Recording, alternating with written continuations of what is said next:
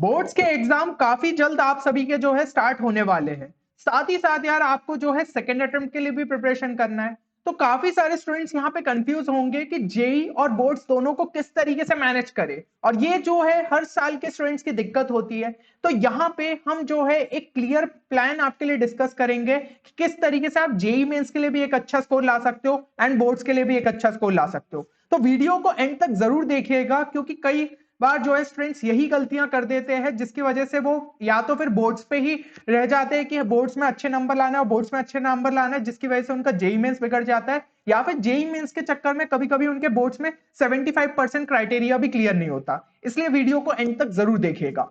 अब देखिए, सबसे पहले अगर अपन टाइम टेबल की बात करें तो यहाँ पे आपका जो सीबीएसई का टाइम शीट है वो कुछ इस प्रकार है। 24 फेब को इंग्लिश का है, देन 28 को केमिस्ट्री, 6 को जो है आपका फिजिक्स एंड 11 को मैथ्स। ऑप्शनल जो है आपका जैसा भी आप लोगों ने लिया होगा उसके हिसाब से यहाँ पे कहीं ना कहीं आपकी डेट होगी। और जेई मेंस का जो आपका सेकंड सेशन है वो आपका जो है अप्रैल के यहाँ पे 6 अप्रैल से लेकर 12 अप्रैल के बीच में रहेगा। तो अब देखिए, ये काफी ज्यादा यार ऐसा हो गया है कि यहाँ पे आपके पास बहुत ज्यादा टाइम नहीं मिलेगा। अगर आपने ये पूरा टाइम बोर्ड्स के लिए ही दे दिया तो फिर आप जेई मेंस की प्रिपरेशन कैसे करोगे। ठीक है, तो यहाँ पे कुछ इंपॉर्टेंट चीजें सबसे पहले मैं आपके बोर्ड्स के लिए बताना चाहूंगा। ये जो है खास तौर पे आपके लिए गोल्डन टिप्स रहेगी।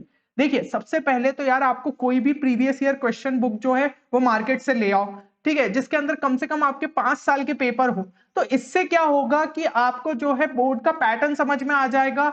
और ये चीज हर साल जो है देखी जाती है कि आपका 40 to 50% पेपर तो जो है रिपीट ही होता है। तो इसके थ्रू कम से कम आप वो जो 75% वाला क्राइटेरिया है वो तो क्लियर कर ही दोगे। और अगर आप यार जो है इतना भी नहीं करके जाओगे तो यहाँ पे फिर बोर्ड्स में आपको दिक्कत तो आने वाली है। साथ ही साथ जो है एक इंपॉर्टेंट टिप आपके लिए कि टॉपर की जो आंसर शीट है वो आप ऑनलाइन निकाल सकते हो। तो उससे क्या है, आपको प्रेजेंटेशन स्टाइल पता चलेगा कि एग्जाम में किस तरीके से लिखा जाता है। कई स्टूडेंट्स को ये लगता है कि जो आंसर आपको रटा रटाया है वैसे ही लिख दो, या फिर जेई के लिए जिस हिसाब से पढ़ते हो तो अपनी लैंग्वेज में लिख दो। लेकिन नहीं, कई बार प्रेजेंटेशन स्टाइल बहुत मैटर करती है। इंपॉर्टेंट चीजों को अंडरलाइन करना, बुलेटेड पॉइंट्स में लिखना, ये सब चीजें भी जो है टीचर्स के सामने एक अच्छा इंप्रेशन क्रिएट करती है और एग्जामिनर को जो है चेक करने में आसानी रहती है। तो आपको मार्क्स ज्यादा मिलने की यहाँ पे जो है प्रोबेबिलिटी बढ़ जाती है।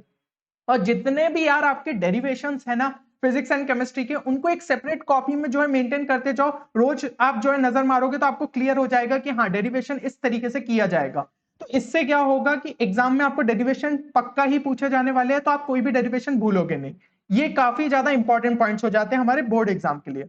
अब देखिए, जो आपका अभी बोर्ड से एग्जाम है वो हमने देखा कि इंग्लिश का आपका 24 फेब को है। तो तब तक आपको क्या करना है, रोज कम से कम 1.5 से 2 घंटा जो है आप अपने इंग्लिश सब्जेक्ट को दीजिए। अगर इंग्लिश अच्छे से प्रिपेयर्ड है तो ऑप्शनल को दे सकते हो।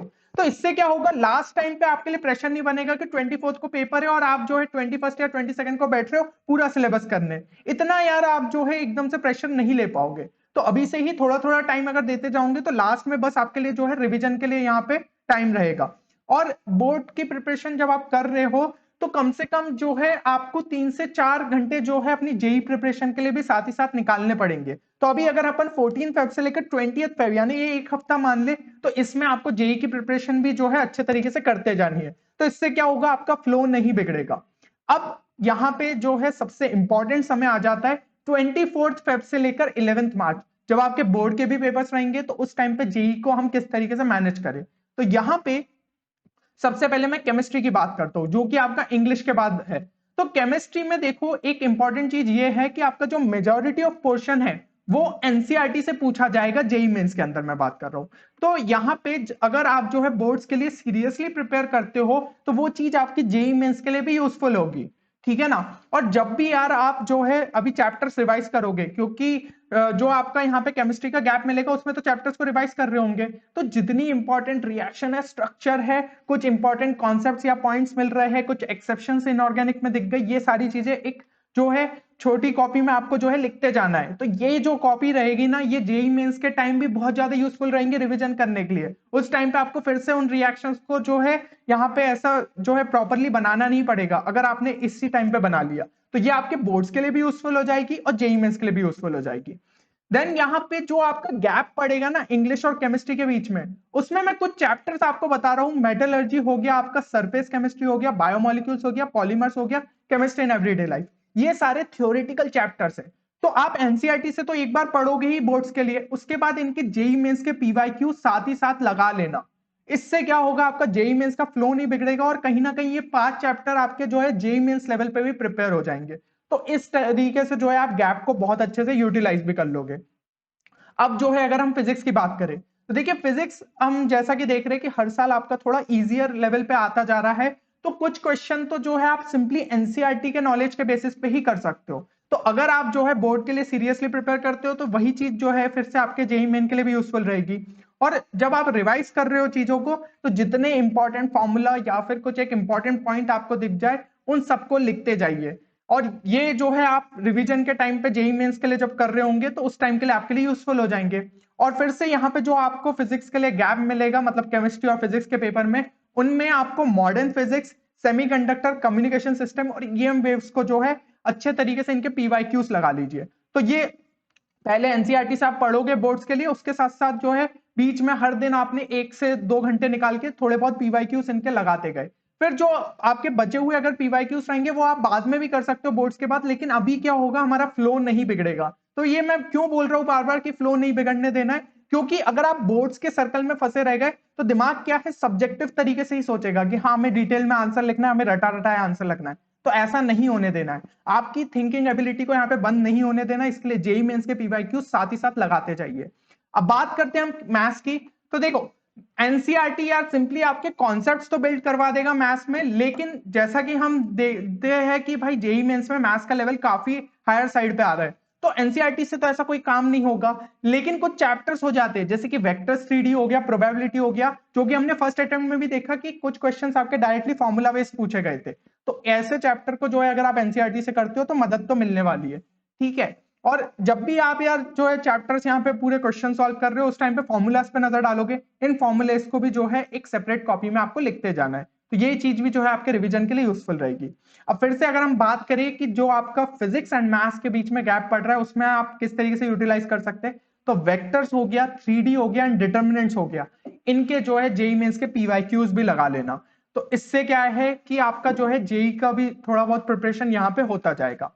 अब यहाँ पे जैसे ही आपके जो है बोर्ड्स खत्म हो जाएंगे, ठीक है, ऑप्शनल सब्जेक्ट के लिए थोड़ा थोड़ा तो बीच बीच में आप पढ़ते रहना ताकि उसके लिए भी जो है लास्ट में प्रेशर नहीं बने। तो जैसे ही अगर आपके बोर्ड्स यहाँ पे खत्म हो जाते हैं सारे पेपर, तो अब हमें फोकस करना है आपके क्लास 11 के चैप्टर्स के रिवीजन पे, क्योंकि अभी तक यार अपन ने क्लास 12 का ही ज्यादातर चीजें देखी, तो कहीं ना कहीं वो चीजें थोड़ा सा हमारी जो है यहाँ पे स्किप हो रही है।